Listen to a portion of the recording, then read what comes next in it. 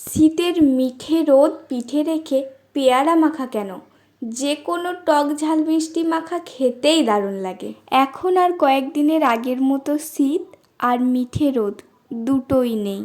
বেলা যত বাড়ে গরমের তীব্রতাও কিন্তু ততটাই বাড়ে। শীত নেই তো কি হয়েছে, টক ঝাল মাখা আমরা 12 মাসই খেতে পারি। রাস্তার ধারে পেয়ারা মাখা কাকুর কাছে ভিড় যেন একদম উপচে পড়ছে।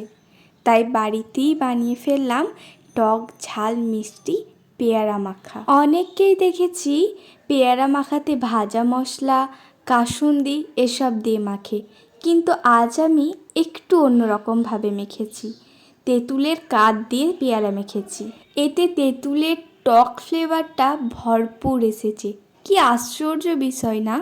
খাচ্ছি পেয়ারা মাখা, কিন্তু তেঁতুলেরও স্বাদ পাচ্ছি। তেঁতুল দিয়ে পেয়ারা মাখার ভিডিও যদি ভালো লাগে, do like, comment and subscribe.